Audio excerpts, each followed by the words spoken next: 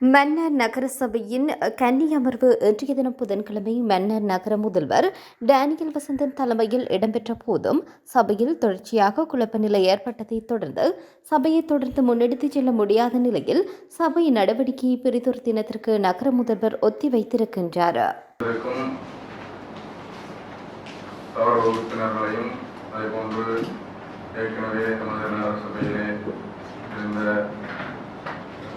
முன்னைய உறுப்பினர்களுக்கும் அதுபோன்று தவிசாளர் அவர்களுக்கும் புதிதாக எமது நகர சபைக்கு வருகின்றிருக்கும் கடமையை பொறுப்பேற்றிருக்கும் செயலாளருக்கும் அதுபோன்று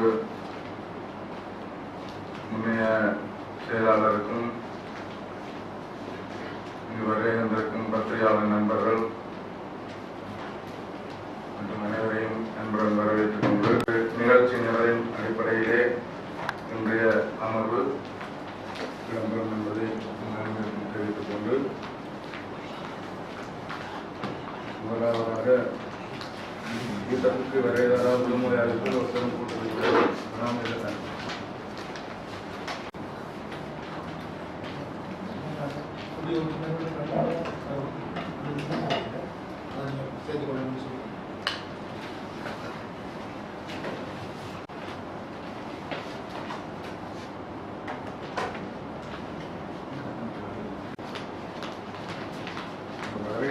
உறுப்பினர் விடுமுறை அனுமதிப்பவர்கள் நமது கண்முறையை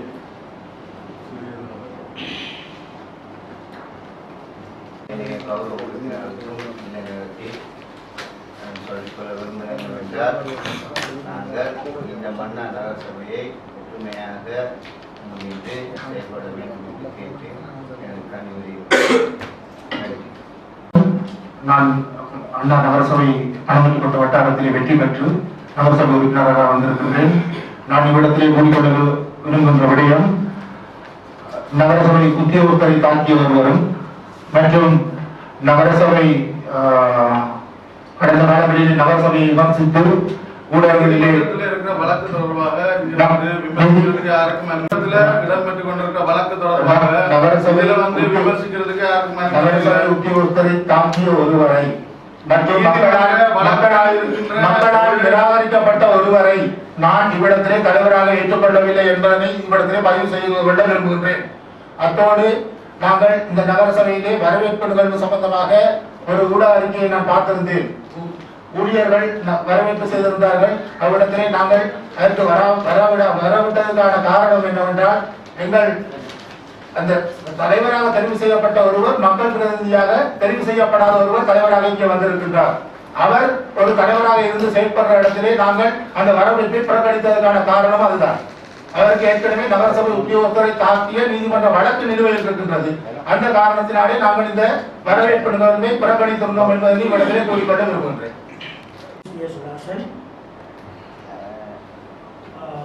ஆரம்பத்திலே அண்மையிலே கடந்த ஒரு 100 வருஷமான சம்பவத்துக்கு மிகுந்த கண்டனம் தெரிவித்தவராக என்னுடைய உரையை ஆரம்பிக்க விரும்புகிறேன். உலகளாவிய ரீதியிலே தமிழ் மக்களின் தலைவராக போற்றப்படுகின்ற தந்தை செல்வாவுடைய சிலையானது மிகவும் கேவலப்படுத்தப்பட்ட ஒரு காரியத்தை நான் மிகவும் வன்மையாக கண்டிக்கிறேன். அது யார் செய்திருந்தாலும் அவர்கள் சட்டத்துக்கு முன்பாக கொண்டு வரப்பட்டு சரியான அதி உயர் தண்டனை வழங்கப்பட வேண்டும் என்று சொல்லி உலகளாவிய ரீதியில் இருக்கின்ற தமிழ் மக்கள் சார்பிலே மிக வினயமாக நான் கேட்டுக்கொள்கின்றேன். பிரதிநிதிகளாக தெரிவு செய்யப்பட்டிருக்கிறவர்களையும் மக்களால் புறக்கணிக்கப்பட்டு பட்டியலூடாக தெரிவு செய்யப்பட்டவர்களையும் கூட நான் வரவேற்கின்றேன். மன்னார் மக்கள் ஒரு எதிர்பார்ப்போடு எங்களை இந்த இடத்துக்கு அனுப்பியிருக்கிறார்கள். அவர்களுடைய தேவைகள் சந்திக்கப்பட வேண்டும்.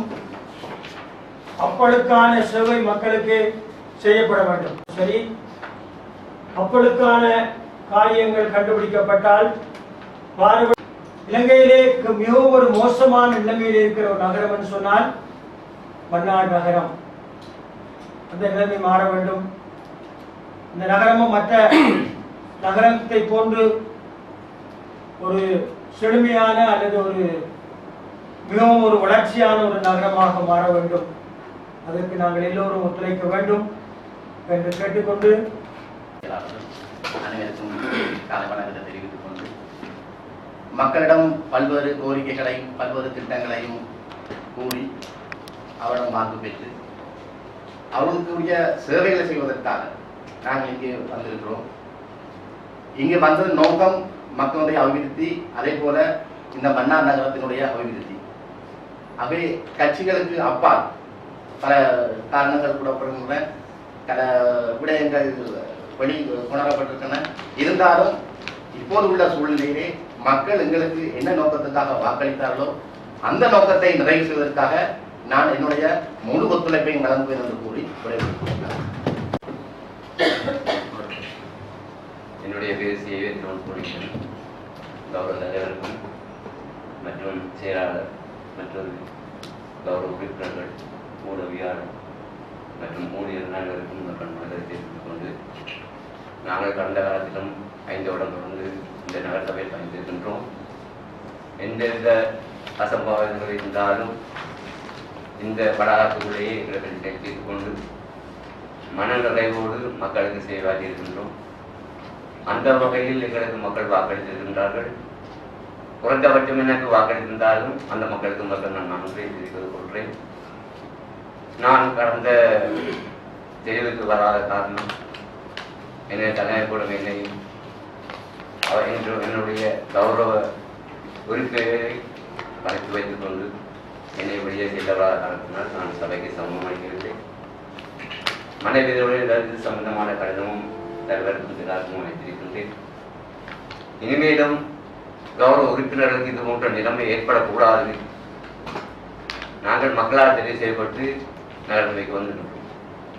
ஆனால் எங்களுக்கு மேலுள்ள தலைவர்கள் இறுதி கட்சியில் தாங்கள் தான் தங்களுடைய சுயநலத்துக்காக தங்களை வளர்த்துக் கொள்வதற்காக தலைமைப்படங்கள் செயல்படுவதை இனி ஒருபோதும் அனுபவிக்க கூடாது என்ற நிலையில் இனி நமது கிராமத்தை நமது நகர சபையை நம்ம வளமுடன் கொண்டு செல்வதற்கு என்னால் என்ற உதவி இவ்வளவு செய்வேன் என்று சொல்லுகிறோம். மூடிக்கொண்டு இதே நேரம் நமக்காக உயிரிழந்த மாவீரர்களுக்கும் இறுதி யுத்தத்தில் மாண்ட உறவுகளுக்கும் அதேபோல் செம்மணியில் புதையுண்ட உறவுகளுக்கும் முதற்கண் வணக்கத்தையும் எனது அஞ்சலிகளையும் தெரிவித்துக் கொண்டு எனது உடைய ஆரம்பிக்கின்றேன். மன்னிக்க வேண்டும், எந்த ஒரு சூழ்நிலையும் தகுதியில்லாதவர் பதில நான் தகுதியுடைய ஆளாயிட்டுக் கொள்ள மாட்டேன். அந்த கதிரைக்கு இப்போ தகுதியான ஒரு நபர் வாரையரோ மக்களால் தெரிவு செய்யப்பட்ட ஒரு மனிதர் வாரையரோ அது யாராவனும் இருக்கலாம். நான் அந்த இடத்துல ரஜினினாவை கூட நான் எதிர்பார்க்கிறேன். அந்த ஒரு நபர் வேறு மட்டும் தலைவருக்குரிய வணக்கம் என்னால் கூற முடியாது. அதனால் செயலாளருக்கு இந்த வணக்கத்தை தெரிஞ்சுக்கொண்டு என்ற உரையை ஆரம்பிக்கிறேன். நான் மக்களால் தெரிவு செய்யப்பட்டு மக்களுக்காக சேவையாக இந்த இடத்துக்கு வந்திருக்கிறேன்.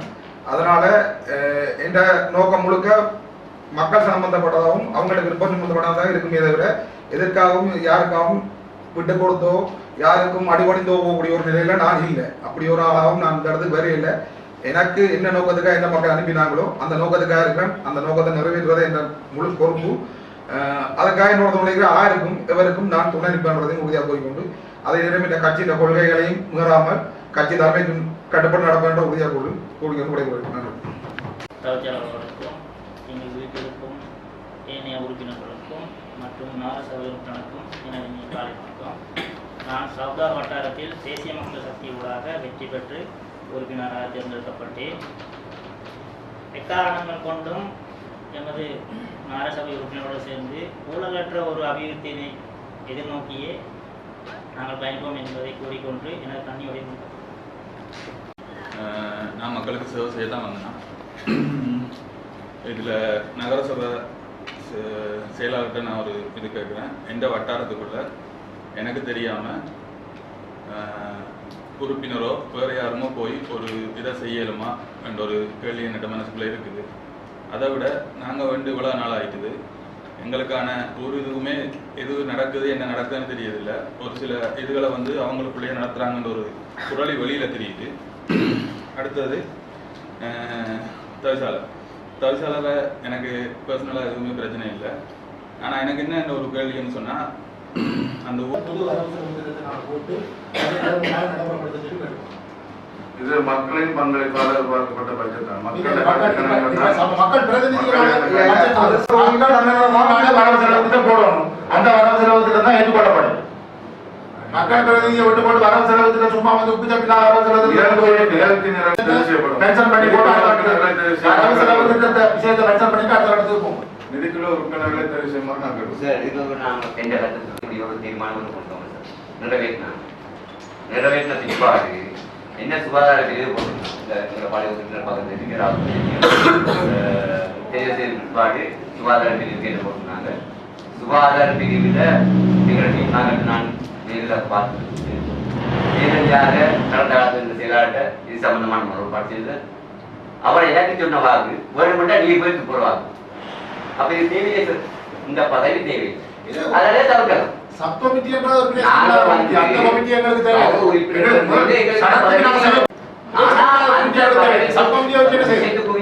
நடைமுறைய செயலாளர் பின்பற்றியது. நான் முறையீட்டு இணங்கத்தான் எனக்கு சொன்ன விஷயத்தை செயலாளர் அப்படி என்ன கூட மீனாக நீங்களே போய் கூடாது. அப்ப அந்த பதவி தேவையே சார். உபகுழுக்களுக்கு அதிகாரங்கள் இல்லத்தான் இல்லாட்டி அதை தேவையான அடுத்ததாக நிதிக்குழு தெரிவு செய்யப்படும். நிதிக்குழு உறுப்பினர்களை வரவு செலவு திட்டத்தை புதிதாக போடுறதுக்கு நான் தெரிவு செய்ய சொல்றோம். புதுசா வரவு செலவு திட்டம் போடப்படும். நிகழ்ச்சி நிரலின்படி இன்றைய சபை கூட்டம் இடம்பெறும். நிதிக்குழு உறுப்பினர்களை தெரிவு செய்யுமாறு குழுக்கள் தெரிவு செய்வதற்கு முதல் வரவு செலவு திட்டம் போடப்படும்.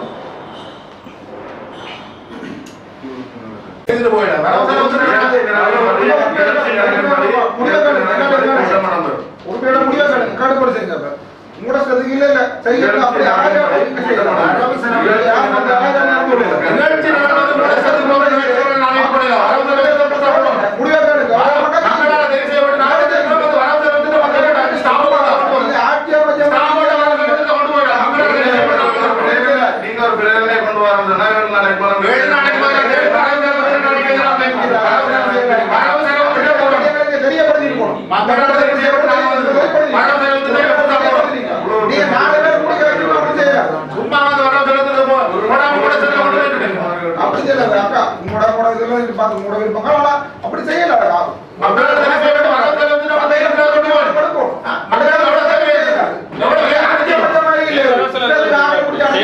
உறுப்பினர் நாங்க தெரிவு செய்யப்பட்ட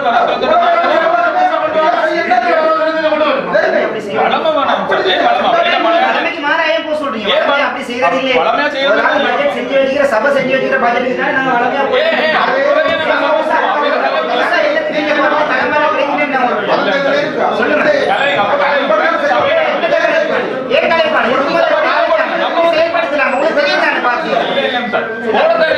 எப்படி செயல்படுத்தினாங்க எப்படி நடந்து கொண்டாங்க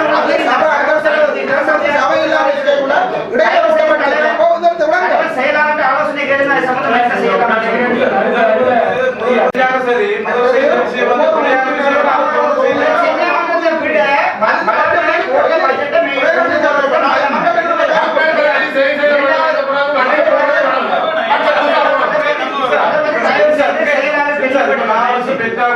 நான் வந்து பெற்றாவட்டாரத்தில் இருக்க மக்களுக்கு நான் இந்த சில தேவைகள் அவருக்கு வாக்குறுதிகள் கொடுத்துருக்கேன். இந்த காணொலி வச்சு தரணும், இந்த ரோட்டை செஞ்சு தரணும். ஆனா நீங்க போட்டு மக்கள்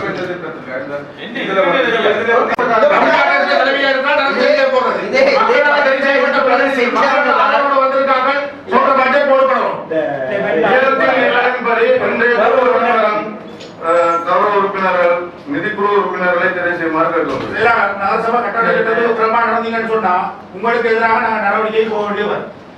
நிகழ்ச்சி நிரல் எல்லாரும் கொடுக்கப்படும்.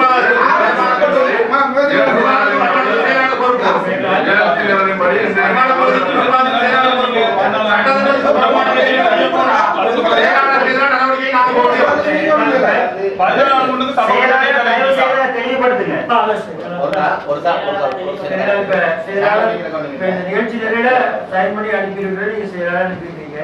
நான் நீங்க தான் உள்ளூராட்சியுடைய சட்டத்திட்டங்களுக்கு அமைவாக இப்பேற்பட்ட அதாவது முதல் அங்கீகரிக்கப்பட்ட ஒரு பட்ஜெட் ஒரு பாதிக்க உள்ளாக தெரிவு செய்யப்பட்ட சபை வந்து அதை ஏற்றுக்கொள்ளத்தான் வேண்டுமா? அது ஒரு உண்மையாக ஒரு நிர்வாக ரீதியான அது சரியான நடவடிக்கை என்பதை நான் நினைக்கிறேன்.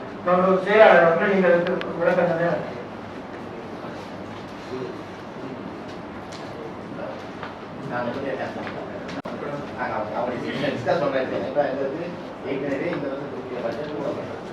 அது நான் நினைக்கிறேன் கடந்த காலங்களில் மக்களோட சக்தி போட்டாங்க என்னமோ அதை நம்ம ஆராய்ச்சி மற்றது அந்த பட்ஜெட்டை நாங்கள் வந்து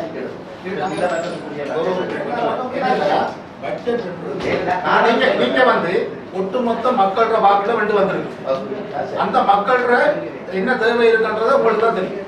இப்ப நம்ம சும்மா ஆர்டிஎஸ் 10 பேரோட மீட்டிங்கை போட்டு ஆர்டிஎஸ் சொல்ற விஷயத்தை கட்டுன்னு போயிடலாம்.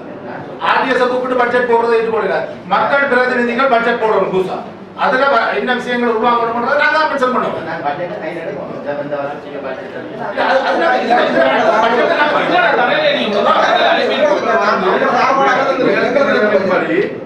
முடிவு செய்து ஒவ்வொரு இதா போற நேரம் பட்ஜெட் என்ற விஷயம் இதுல வருது அதுல பாத்தீங்கன்னா தெரியும்.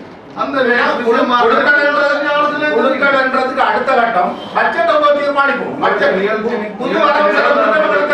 நிகழ்ச்சி நிரலின்படி குழுக்களை தெரிவு செய்வதுதான் அடுத்த நிகழ்ச்சி நிரல். குழுக்களை தெரிவு செய்வது பட்ஜெட் சம்பந்தமா கீழே வருது. வரவு செலவு திட்டம் பட்ஜெட் வந்து சரியான முறையில் எல்லாரும் ஏற்றுக்கொள்ளக்கூடிய பட்ஜெட் வர வந்து அந்த குழுக்களுக்கு அதிகாரம்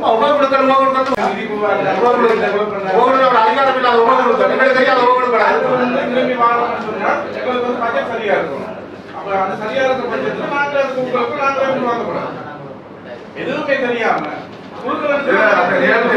ஒன்பதாவதுல வந்து மக்கள் பங்களிப்புடன் அங்கீகரிக்கப்பட்ட 2020ஆம் ஆண்டு மாதத்தில் செயற்படுத்தப்பட்ட அனைத்து வேலைகளும் நடத்துவதாக தீர்மானித்து வந்து இருக்கு. மக்கள் பங்கேற்றாங்க. அந்த எல்லாத்தையும் காட்டுங்க. பணக்கடி வட்டாரத்தில் நாங்கள் 2 வந்த உறுப்பினர் மணவெட்டு வட்டாரத்தில் எத்தனை உறுப்பினர் வந்தாங்க இந்த பட்ஜெட் போடுறதுக்கு? அங்க என்ன தேவை இருக்கிற எனக்கு தான் தெரியும். 2 வந்த உறுப்பினர் அங்க என்ன தேவை இருக்கிறது? 9வது நிகழ்ச்சியில இருந்தாலும் சரி 10வது நான் சொல்றேன் சொன்னா பட்ஜெட் வந்து சரியான முறையில் எல்லா உறுப்பினரும் ஏற்றுக்கொள்ளக்கூடிய விதத்துல இருந்தாதான் நாங்களும் அந்த நிதிக்கு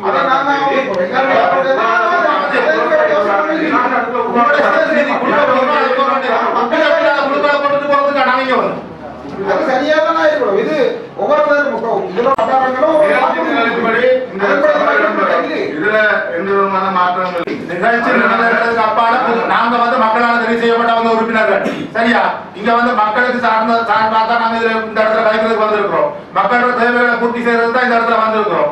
தேவையான விஷயங்களை உருவாக்குறதுக்காக புதிய பட்ஜெட்டை போட சொல்லி கேட்டு நிக்கிறோம்.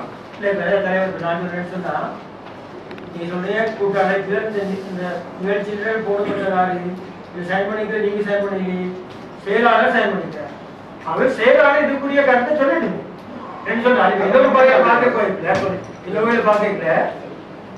அங்கீகரிக்கப்பட்ட சொன்னா ஆட்டோமேட்டிக்கா நாங்கள் அங்கீகரிக்கிறோமா? எங்களுக்கு தெரியாத ஒரு இதை நாங்கள் நாளைக்கு வர பிரச்சனைக்கு மக்கள் கிட்ட கேட்டாங்க நாங்க அதுக்கு என்ன மறுபடி சொல்றோம். செயலாளர் தயவுசெய்து நீங்க மறுபடி சொல்லுங்க.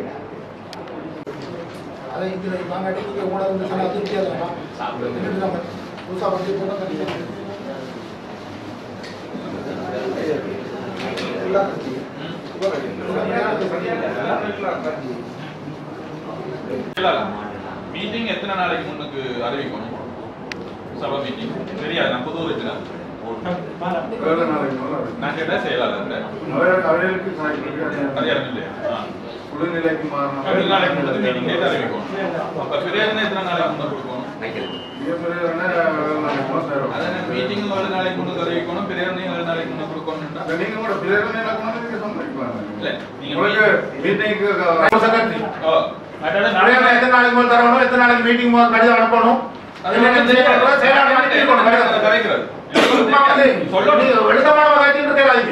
அன்றைக்கு ஏசிஎல்சி வந்தார். எல்லா உறுப்பினர்களும் வந்திருந்தா அவர் அன்றைக்கு இது சம்பந்தமான விளக்கங்களை அன்றைக்கு நடந்தது வரவேற்பு.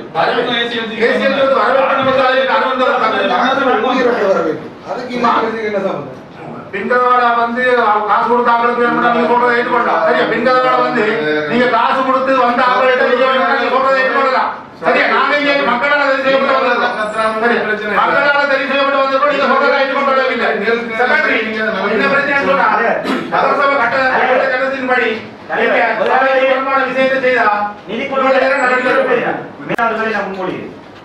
குழு திட்டங்களுக்கு போடப்படும். 5 உறுப்பினர்களை தெரிவு செய்யும்.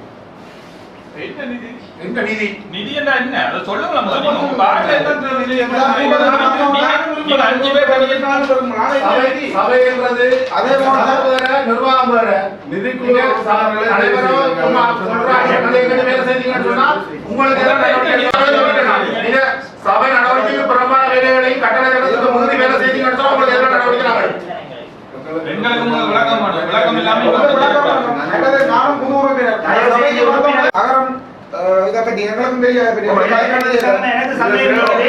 இந்த கடிதம் வந்து இன்னைக்கு வந்து எல்லாம்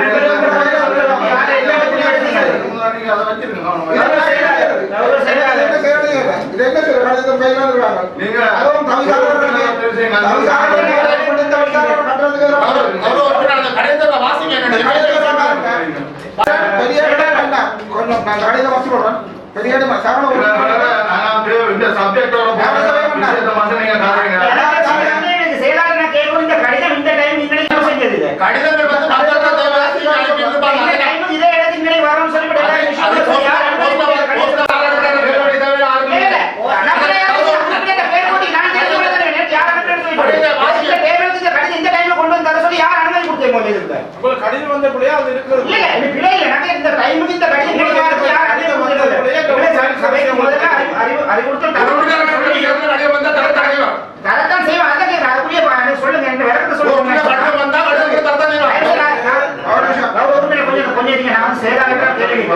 இந்த கடிதம் இந்த டைம் தேர்தல் கணக்கு யாருன்ற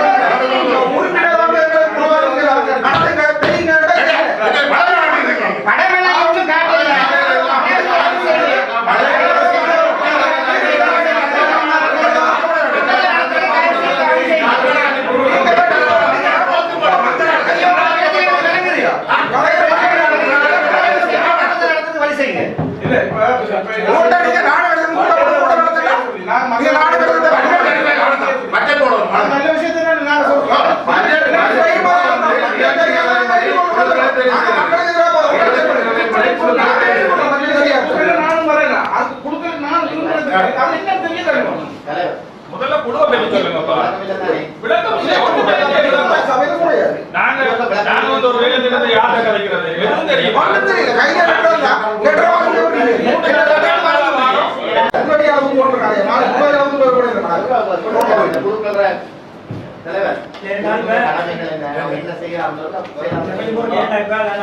கொஞ்சம் ஒழுங்கா நடக்கிற நல்ல வேண்டும் ஏனைய பொது விடயங்கள் ஒரு விடயம் இருந்தானே அது இந்த கடிதத்தை விடத்தில் தான் அவர் அந்த வீக் வந்து மாறி ஜம்ப் பண்ணக்கூடாது. என்ன பாருங்க ஏனைய விடயங்கள் ஆராய்ச்சி தீர்மானங்கள் போட்டுருக்கு. அதுக்கு இந்த கடிதத்தை சேர்த்து நாங்கள் விசாரிக்கலாம். அவசரப்படக்கூடாது. நாங்கள் இருக்கிற வேண்டாம் செயலாளர் இந்த கூட்டத்தில் கலைக்கக்கூடாது ஒரு சட்டம் இருக்கான்.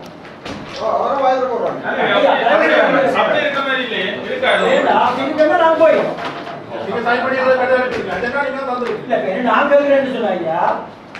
இன்னொரு சபையால அங்கீகரிக்கப்பட்ட இதை வந்து நான் நினைக்கிறேன் கிட்டத்தட்ட 16 பேர்ல இதுல பழைய மெம்பர் 3 பேர் இருக்கிறாங்க.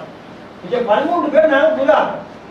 அப்ப உண்மையே சபையால் எடுக்கப்பட்ட ஒரு பாதியத்தை நாங்கள் அங்கீகரிக்கிறேன்னு சொன்னா அதுல வர குறைநிலைகளை நாங்கள் ஏற்றுக்கொண்டு ஆகணும். சபையால் வந்த பாதிப்புல 2 வருடங்கள் சபை இல்லாம இருந்த சந்தர்ப்பத்தில் மக்களின் ஆலோசனை கிழங்க அதிகாரியினால் இது போடப்பட்ட பட்ஜெட் தான் இந்த பட்ஜெட். மக்கள் வந்து தெரிவு செய்து கொடுக்கப்பட்ட திட்டங்களுக்கு நாங்க அவர்கள் நிதியை ஒதுக்கியிருக்காங்க. முன்னர் சபையோ அல்லது சபை உறுப்பினர்களுக்கோ இதுல எந்த சம்பந்தமும் இல்லை. இது வந்து மக்களின் பட்ஜெட் என்று அந்த வழியா போடப்பட்டிருக்கிறது, அளவு எழுதப்பட்டிருக்கிறது. மக்களின் பட்ஜெட் இது. மக்கள் சொன்ன விஷயத்தை அவங்க எழுதியிருக்காங்க, அதை தெரிவு செஞ்சிருக்காங்க. இன்னைக்கு ஏற்றுக்கொள்றோம், நாங்க ஏற்றுக்கொள்றோம். நீங்க வானொலியை பார்த்தீங்கன்னு சொன்னா, செய்திகளை பார்த்தீங்கன்னு சொன்னா, புதிதாக வந்திருக்கிற அரசாங்கத்துடைய ஒரு மிக ஒரு திறமையான நடவடிக்கையால நீங்க எல்லா திணைக்களத்திலே இருக்கிற அதாவது ஏலங்கா சாமம் உட்பட இன்னைக்கு இதுல உள்ள அதாவது இந்த மோட்டார் டிராபிக்ல உள்ள ஜெனரல் இன்னைக்கு உள்ள இருக்கிற அப்ப எல்லா திணைக்களும் இன்னைக்கு நீங்க பாத்தீங்கன்னா எல்லா ஹை லெவல் ஆபீசர் இன்னைக்கு உள்ள இருக்கிறாங்க. அண்மையில நான் மோட்டார் திணைக்களத்துல 40 லட்சம் ரூபாய் ஒரு செயலாளர்கிட்ட பறிச்சிருக்கிறாங்க. அந்த 40 லட்சம் ரூபாய் அடுத்த கிழமை அந்த திணைக்களத்தில் உள்ள மக்களுக்கு பயன்படுத்தக்கூடிய காசு. நான் சொல்ல இது முழு உலகம் சொல்லுது, பத்திரிகை சொல்றது, ஊடகங்கள் சொல்லுது. நீங்க சொல்றீங்க அதிகாரிகளால் தயாரிக்கப்பட்ட பட்ஜெட். அதிகாரிகளால் தயாரிக்கப்பட்ட பட்ஜெட்ல 100% உண்மையா இருக்கும் நாங்க நம்ப முடியுமா? நாங்க மக்கள் பிரதிநிதிகள். நாளைக்கு எங்கிட்ட மக்கள் கேட்டா அதிகாரிகளால் தீர்மானிக்கப்பட்ட பட்ஜெட்டை நீங்க என்ன ஏற்றுக்கொள்ளுங்க கேட்டா அதுக்கு நாங்க என்ன மறுபடி சொல்லணும், செயலாளர் சொல்லட்டும். அப்படியாப்பட்ட ஒரு அதிகாரிகளால் தயாரிக்கப்பட்ட பட்ஜெட்டை முகமதியாக தெரியாத புதிய உறுப்பினர்கள் அதை அங்கீகரிக்கலாமா என்று அவர் சொல்லட்டும். 2 வருடம் சபை இல்லாத போது அதிகாரிகளால் தான் நிர்வாகம் இடம் பெற்றது. 2 வருடம்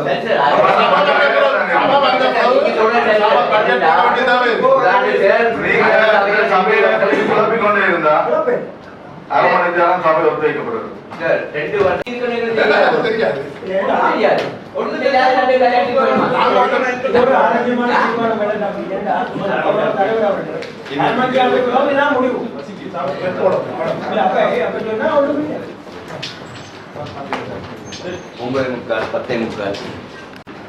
நீங்க அந்த சந்தர்ப்பம் வரும்போது உங்களை கருத்துக்களை நீங்க தெரிவிக்கணும். இது மக்களால தெரிவு செய்யப்பட்ட பட்ஜெட்ல அரவாசி வேலைகள் முடிஞ்சுது, இன்னும் மீதியாக கொஞ்சம் வேலையெல்லாம் இருக்குது. எனவே அது சம்பந்தமாக அந்த நிகழ்ச்சி வரும்போது நீங்கள் தொடர்ந்து கூட கருத்துக்களை தெரிவிக்கணும். புதுசாக வந்து தெரிவு செய்யப்பட்ட வந்த மக்கள் பிரதிநிதிகளால புதுசாக வரவு செலவு திட்டம் போடப்படணும். செயலாளர் நிதிக்குழு நாங்க குழுக்களுக்கு தெரிவு செய்யறதுக்கு போறதுக்கு முன்னால வரவு செலவு திட்டம் புதுசா போடப்படணும். இதை நாங்க மக்களால் தெரிவு செய்யப்பட்ட உறுப்பினர்கள் நாங்க சொல்றோம். வரவு செலவு திட்டம் புதுசா போடப்படும். இதுல ஒரு நிதி சம்பந்தப்பட்ட குழுவுல நிதி செலவிடப்படுற நிதிகள் சம்பந்தமா எல்லாம் பரிசீலித்து இந்த நிதிகள் ஒழுங்குமுறையாக கொடுக்கப்பட்டிருக்கின்றது சபைக்கு தெரிவிக்கலாம். நிதி குழுக்கள் தெரிவு செய்யறதுக்கு முதல்ல வரவு செலவு திட்டத்தை புதுசா தெரிவு செய்யும். இந்த குழுக்கள்ல மக்களும் இருக்கணும்ன்ற ஒரு கட்டாயம் இருக்கு.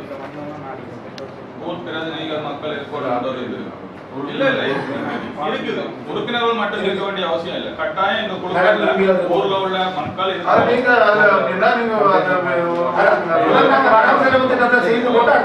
சரியா உண்மையில ஊர்ல உள்ள பிரதிநிதிகள் இந்த குழுக்கள்ல இருக்கும். ஒரு பொதுவான ஆட்கள், பொதுவான அமைப்புல உள்ள ஆட்கள் இருக்கும். இதுக்கு ஒத்தி வைக்கும். அதுதான் எனக்கு சரியானது.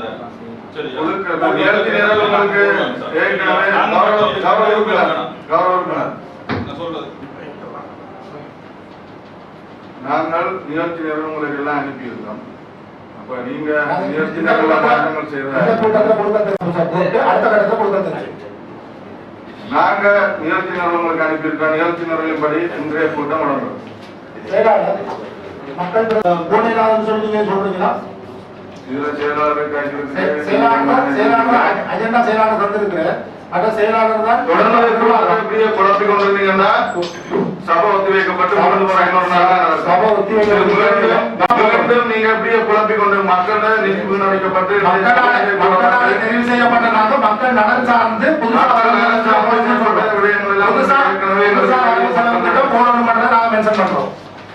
மற்றது இந்த குழுவை வந்து இன்னொரு இதுல செய்யுங்க. இன்றைய கூட்டம் நடந்தது. நிகழ்ச்சி நிகழ்ச்சி நிரலுக்கு அப்பால நிகழ்ச்சி நிரல் முன்னுக்கு போடப்பட்டிருக்கணும். முதலாவது நாங்கள் போடுறோம் கடவு செலவு திட்டம் புதுசாக போடணும். தொடர்ந்து சபை தலைவர் கட்டளையை மீறி உறுப்பினர் பேசிக் கொண்டிருக்கிறவர்களாக தொடர்ந்து நடத்த முடியாத காரணத்தினால மீண்டும் பிறதொரு நாள்ல இந்த சபை போடும். இதன் மீது தலைவரோட நான் ஒரு பதிவு செயலாளர் கேட்ட செயலாளர் மறுபடி தெரியப்படுத்தும். செயலாளர் வந்து பதில் சொல்லாத காரணத்தால நாங்கள் இதை மீடியாவில் தெரியப்படுத்துவோம். மற்ற செயலாளர் நகரசபை கட்டணத்துக்கு புறம்பா ஏதாவது வேலை செய்தால் உங்களுக்கு எதிரான நடவடிக்கை நாங்கள் போவோம்.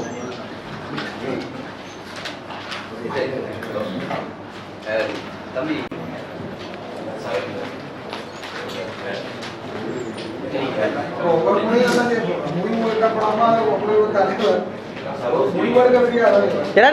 அது பேர் சேவி ஜோன்ஸ் பொலிங்டன். நான் ஸ்ரீலங்கா தொழிலாளர் கட்சியில் போனஸ் ஆசனத்தில் எனக்கு இந்த உறுப்பினர் பதவி கிடைக்கப்பட்டுள்ளது. எந்த பதவி நிலையிலிருந்து என்னை கௌரவமாக சபைக்கு வாக்களிக்க விடாமல் என்னை தடுத்து நிறுத்தியதற்கு காரணம் நான் கேட்டு எனக்கு ஏற்கனவே அவையில் தந்த முறைப்பாட்டின்படி முதலாவது எனக்கு அளிக்கப்பட்டது இரவு 10:15 திங்கட்கிழமை இரவு 10:15 டிஎன்ஏக்கு வாக்களிக்க சொல்லி, அதற்கு நான் தலைவருக்கு எங்களோட மாவட்ட உறுப்பினருக்கு அவருக்கும் சொல்லியிருந்தேன் ஓமண்டு. ரெண்டாவது அதிகாலையில் செவ்வாய்க்கிழமை காலையில் எனக்கு கோல் வந்தது, அது கேன்சல் ஆகியிருக்கு. அதால் நீங்கள் அடைக்கல் நானுக்கும் என்பிபிக்கும் ரிஷார்ட் எம்பி கட்சிக்கும் சேர்ந்து நீங்கள் வாக்களிக்கணும். அதுக்கும் நான் ஓமண்டு தான் சொல்லியிருந்தேன். பிறகு எனக்கு 10:30 ஒரு கோல் வந்து ஆஃபீஸுக்கு வந்துட்டு போக மாட்டேன். சரிண்டு ஆஃபீஸுக்கு போனேன்.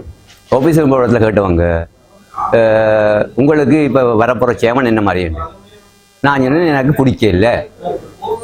அப்போ நீங்கள் நடந்து நினைக்கிறீங்களா அதுக்கும் ஓமண்டு தான் சொல்லியிருந்தேன் நான். சரிண்டு போட்டு நான் எந்த தேவையாகிறது நான் வெளியே வந்து போட்டு இருக்க மறுபடியும் எனக்கு 11:15 கோல் வந்தது, திரும்ப ஒரு ஆஃபீஸுக்கு வாங்கன்ட்டு.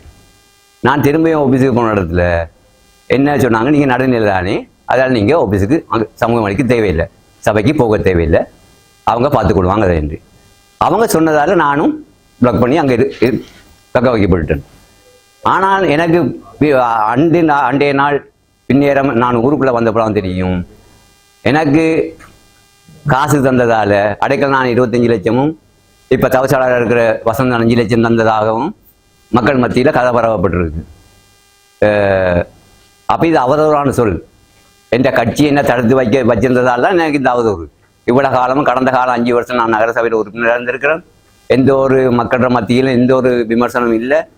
இந்த 2025ஆம் ஆண்டு மறுபடியும் உறுப்பினர் தெரிவு செய்யப்பட்ட என்ற கட்சியில் அதிகப்படியான வாக்கு நான் எடுத்ததால் 227 வாக்கு எடுத்திருக்கிறேன். அந்த வகையில் நான் என்ற சிறப்புரிமையை தர வேண்டும் என்று சண்டை பிடித்தான் சிறப்புரிமை எடுத்திருக்கிறேன். ஏன்னா நான் மக்களுக்கு சேவை செய்திருந்திருக்கிறேன். கடந்த காலத்தில் இருந்தும் நான் மக்கள் தொடர்ந்து சேவை செய்திருக்கோம். கட்சி தான் தருமன்னு சொல்லி மக்களை நாங்கள் புறக்கணித்தது. எந்த காலத்திலையும் கட்சியில் எதிர்பார்ப்பு இல்லாமல் நாங்கள் எங்களுக்கு தேடி வர மக்களுக்கும் பள்ளி மாணவர்களுக்கும் எங்களால் வேண்டிய உதவி நாங்கள் செய்துன்னு இருக்கோம். தொடர்ந்து நான் இவர்களுக்கு கடைசியாக நான் என்ற பிரச்சனை வந்த பிறகு இரவு 7 மணி இருக்கும் நான் திரும்ப தொடர்பு கொண்டு நீங்கள் செய்ததெல்லாம் சரியா, என்ற பேர் கெட்டு போயிட்டு இதுக்கு நீங்கள் மீடியாவுக்கு கொடுக்காத வரைக்கும் எந்த பிரச்சனையை கொடுக்கணும். நீங்கள் கொடுக்காத பட்சத்தில் நான் சபாமத்துக்கு போய்க்குள்ள இந்த பிரச்சனையை அண்ணன் மீடியாவை கொண்டு வருவேன் என்று நேரடியாக இல்லை. எனக்கு இது மீறும் பட்சத்தில் அவையில் ஒழுக்காட்டு நடவடிக்கை எடுத்தால் நான் ஹியூமன் ரைட்ஸுக்கும் போகிறதுக்கு தயாராக இருக்கிறேன். இது என்ற உறுதியான வாக்குறுதி. எனது பெயர் சிவமாலை ஆரோக்கியநாதன் பீராடோ. நான் பள்ளிமனை வட்டாரத்தில் 465 ஓட்ஸ் எடுத்து நகரசபை உறுப்பினராக தெரிவு செய்யப்பட்ட நான் மன்னார் நகரசபையிலே சங்க சின்னத்தில் போட்டியிட்ட டிஎன்ஏ கட்சியில் போட்டியில் வென்ற ஒரே பிரதிநிதி நான் தான். அப்படி இருக்கையில் சங்க சின்னம் அந்த கட்சி ஆட்சி அமைக்கும் போது முதல் எனக்கு அந்த உரிமை மறுக்கப்பட்டு வேறொருவருக்கு கொடுக்கப்பட்டது. வென்ற நான் இருக்கும்போது அது வேறொரு நபருக்கு கொடுக்கப்பட்டது. இதற்கான காரணம் கட்சியின் அழுத்தம் காரணமாகத்தான் நான் சில செயற்பாடுகளை என்னால் செய்ய முடியாத நிலையில் தள்ளப்பட்டிருந்தேன். இது சம்பந்தமாக மக்களிடத்திலே ஒரு கூடாத அபிப்பிராயம் ஒன்று வந்திருந்தது. நான் பணத்தை வாங்கிவிட்டு அவர்களுக்கு வாக்களித்திருந்து உண்மையில் அவ்வாறான செயற்பாடு எதுவும் நடக்கவில்லை. பணம் வாங்குவதற்கான சந்தர்ப்பமும் எனக்கு ஏற்படவில்லை. அது வாங்கவில்லை. ரூபா கூடி நான் வாங்கினதே இல்லை. ஆனா சந்தர்ப்பத்துல சில ஆட்கள்ற பொய் பிரச்சாரங்கள் அதால மேற்கொள்ளப்பட்டு எனக்கு அவதூறான பேர் வந்திருக்கு நிலையிலே நான் இந்த கட்டாயம் இந்த கருத்தை முன்வைக்கின்றேன். எனக்கு இந்த அவப்பெயருக்கும் வந்ததற்கான காரணம் சில எதிர்கட்சியில செயற்பாடுகளாக இருந்தது. அதனால் நான் இந்த கூறிக்கொள்ள விரும்புகிறேன் என்னவென்றால், வென்ற நான் கட்சியாலே புறக்கணிக்கப்பட்டு மன உளைச்சலுக்கு ஆளாக்கிய நிலையில் தற்போது உங்கள் முன் பேசிக் கொண்டிருக்கிறேன். நன்றி, வணக்கம். என்னுடைய பேர் எம் ஜேசுதாசன். கடந்த உள்ளூராட்சி தேர்தலிலே இலங்கை தமிழரசு கட்சியின் சார்பிலே போட்டியிட்டு வெற்றி பெற்ற ஒரு உறுப்பினர்.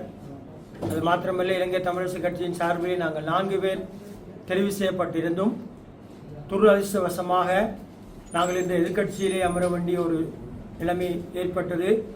மக்களால் தெரிவு செய்யப்பட்ட நாங்கள் எங்களை புறந்தள்ளி மக்களால் நிராகரிக்கப்பட்டவர்கள் பக்க வழியாக வந்து இந்த நகர சபையினுடைய தவிசாளர் பதவியை பெற்றிருப்பது மிகவும் ஒரு கவலைக்குரிய ஒரு காரியமாக இருக்கின்றது. ஆனாலும் மக்கள் எங்களுக்கு அளித்த ஆணையை ஏற்றுக்கொண்டு நாங்கள் இந்த நகர சபையுடைய முதலாவது கன்னி அமர்விலே என்று நாங்கள் கூடி வந்தோம்.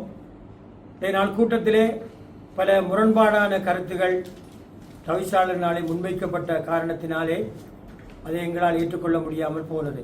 குறிப்பாக சபை அமர்வுக்கு முன்பதாக அதிகாரிகளால் தயாரிக்கப்பட்ட பாதுகாட்டினை ஏற்றுக்கொண்டு தொடர்ந்து அதற்கு எங்களுடைய ஒத்துழைப்பை வழங்குமாறு தவிசாளரினால் கோரப்பட்டது. அப்படி நாங்கள் அவரிடம் சொன்ன காரியம், எங்களுடைய இதுக்கு மேற்பட்ட ரீதியில் எங்களுடைய எந்த விதமான தெளிவில்லாத தன்மையிலே அல்லது இன்னொருவரால் அங்கீகரிக்கப்பட்ட ஒரு பாதுகாட்டை நாங்கள் ஏற்றுக்கொள்வது என்பது நாங்கள் மக்களுக்கு செய்கின்ற மிகவும் ஒரு அநியாயமாக இருக்கும். இது சம்பந்தமாக இந்த விடயத்தை தெளிவுபடுத்துமாறு இதில் உள்ள நிர்வாக கட்டமைப்புடைய காரியத்தை வெளிப்படுத்துமாறு இந்த சபையிலே வந்திருந்த செயலாளர் அவரிடம் நாங்கள் பல தடவை கேட்ட பொழுதிலும் கூட செயலாளர் எந்த விதமான கருத்தும் சொல்லவில்லை. அதற்கு தலைவர் அனுமதி அளிக்கவும் இல்லை. ஆகவே நாங்கள் சொன்னோம், இப்படியாப்பட்ட ஒரு நிலையிலே நாங்கள் இதனை அங்கீகரிக்கவோ ஏற்றுக்கொள்ளவோ முடியாதென்று பெரும்பான்மையான உறுப்பினர்கள் எங்களுடைய ஆதங்கத்தை நாங்கள் தெரிவித்தோம். அந்த நேரத்திலே தவிசாளர் செய்திருக்க வேண்டிய ஒரு வேலை, ஒரு வாக்கெடுப்பை நடத்தி அதிலே பெரும்பான்மையான மக்கள் அதை ஆதரிக்க வேண்டும் என்று சொன்னால் எங்களுக்கு அது பிரச்சனை இல்லை. அவர் அதை விட்டு அதை அவர் ஒத்தி வைத்து விட்டு சபையை நான் ஒத்தி வைக்கிறேன் என்று தன்னிச்சையான ஒரு முடிவை எடுத்துக்கொண்டு அவர் சபையை முடிவுறுத்தி சென்றிருக்கிறார். நான் நினைக்கிறேன் இது மிகவும் எங்களுடைய மன்னார் நகரத்தினுடைய அபிவிருத்திக்கு அல்லது மன்னார் நகரத்தினுடைய எதிர்காலத்திற்கு மிகவும் பாரதூரமான விளைவுகளை ஏற்படுத்தும். இப்படியாப்பட்ட ஒரு தவிசாளரை வைத்துக்கொண்டு நாங்கள் இந்த நகரசபையை நடத்துவது என்பது அது நிச்சயமாகவே முடியாத ஒரு காரியம். தொடர்ந்து இப்படியான நிலைப்பாடு இருக்குமாக இருந்தால் தொடர்ந்து வருகின்ற கூட்டங்களும் இப்படியான ஒரு இழுபறி நிலைக்குத்தான் தள்ளப்படும் என்பதை வருத்தத்துடன் அறிய தருகின்றேன். நன்றி, வணக்கம்.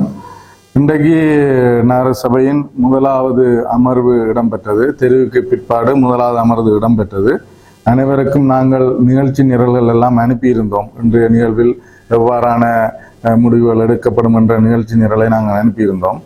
நிகழ்ச்சி நிரலின்படி இன்று எமது சபை கூடி நாங்கள் அதற்கான அந்த நிகழ்ச்சி நிரலின்படி சென்று கொண்டிருக்கும் பொழுது முன்னே நாள் உறுப்பினர்களினால் சபையை குழப்பதற்கான ஒரு முடிவுடன் வந்து அவர்கள் நிகழ்ச்சி நிரலுக்கு அப்பாற்பட்ட வகையிலே அவர்களது சத்தத்தை இட்டுக்கொண்டு நீங்கள் மீடியாவிலே நீங்கள் அதெல்லாம் பார்த்துருக்கலாம். மீடியா அனைத்தையும் ரெக்கார்ட் பண்ணியிருக்கிறது.